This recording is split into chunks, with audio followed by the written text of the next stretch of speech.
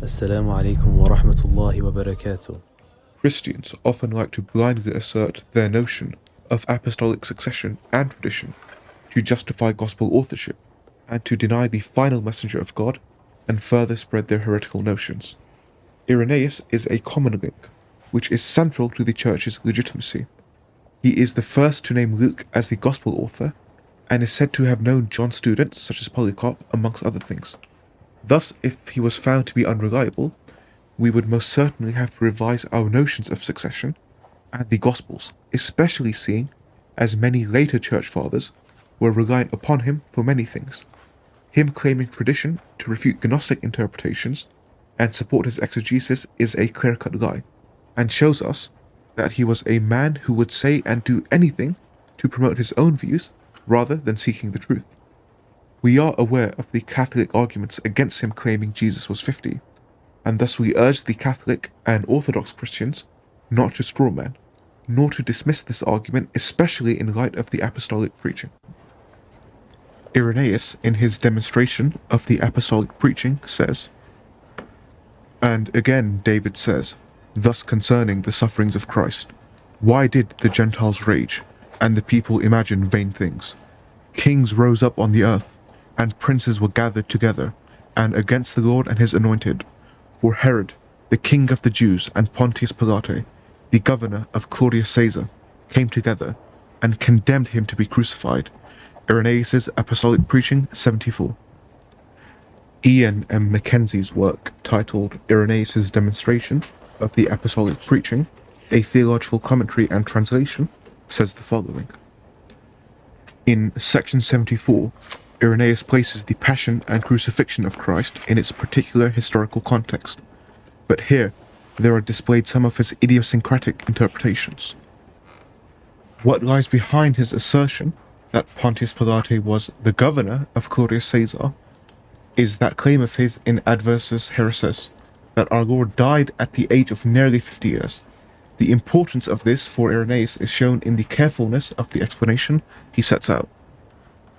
This is in the context of Irenaeus' exposure of the grotesque mathematical interpretation of the Gnostic heretics, in this case particularly the Valentinians, concerning the number of eons within the pleroma of their divinities being shown by age in years in which Christ was baptized, namely 30, and speculation regarding the month in which he was crucified, they claiming it was the 12th month and finding significance in the number, for they believed that his ministry was that of but 1 year, and this the climax of it.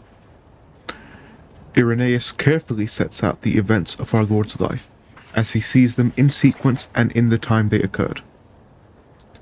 He continues, being 30 years old when he came to be baptized, and then possessing the full age of a teacher, he came to Jerusalem that he might be acknowledged properly by all as a teacher. The importance of this is the age of an acknowledged and officially recognized master or teacher, who must have seniority of years. It would seem that Irenaeus believed that the ministry of Christ extended to nearly 30 years, and that he was in at least the 4th decade of age when crucified. Now, that the first stage of early life concludes 30 years, and this extends in fruition to the 40th year, all will admit, but from the 40th and 50th year, a man begins to decline towards old age, which our Lord possessed, while he still fulfilled the office of teacher. These conclusions he deduces in 3 ways in this section of Adversus Hereses.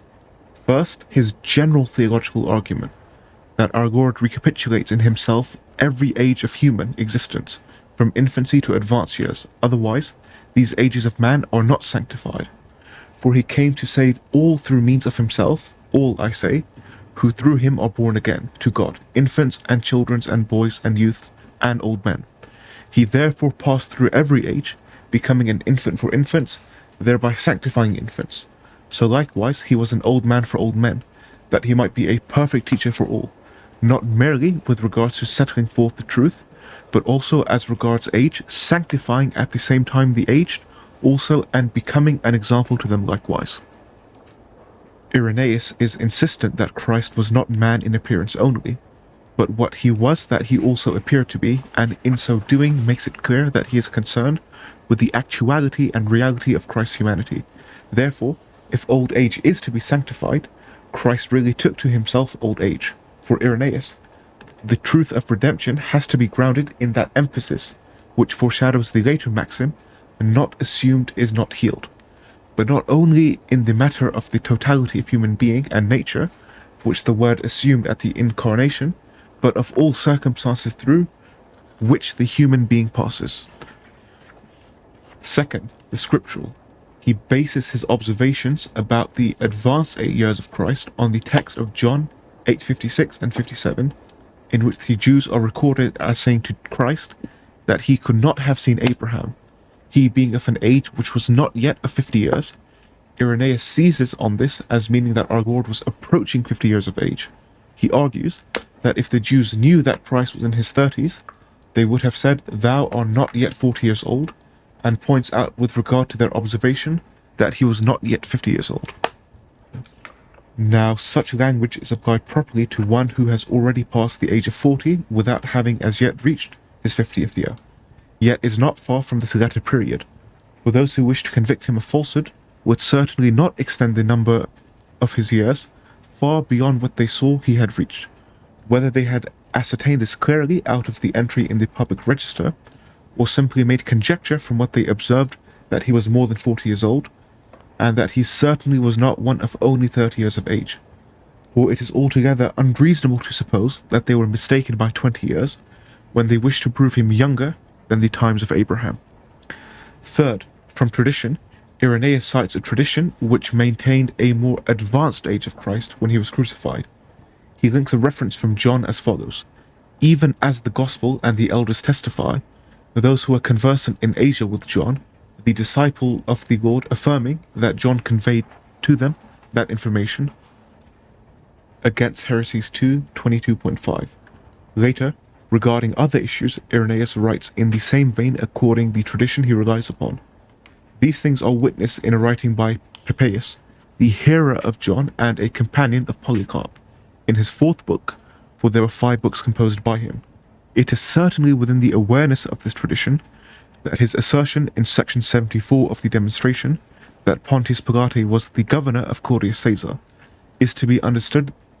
This placing of Pilate within that particular Caesar's period of rule world, of course, fit in with Irenaeus' assertion of the age of Christ at his death, leaving the problem that Pontius Pilate was prefect of Judea from AD 26 to 36, and Claudius did not become emperor until AD 41, page 207 to 209. We ask the Christians a simple question: why is it that Irenaeus is using apostolic tradition to justify his wrongful exegesis, which is clearly done to refute the Gnostics? Instead of truth, Irenaeus prefers a victory. He justifies Jesus' late age with the idea that the elders, and those who converse with John the Apostle directly, transmitted this information, a false notion propagated by Irenaeus to refute his Gnostic opponents. Christians must either affirm this or affirm the tradition is so weak and uncritical as to allow this to pass by. آخر دعوانا أن الحمد لله رب العالمين.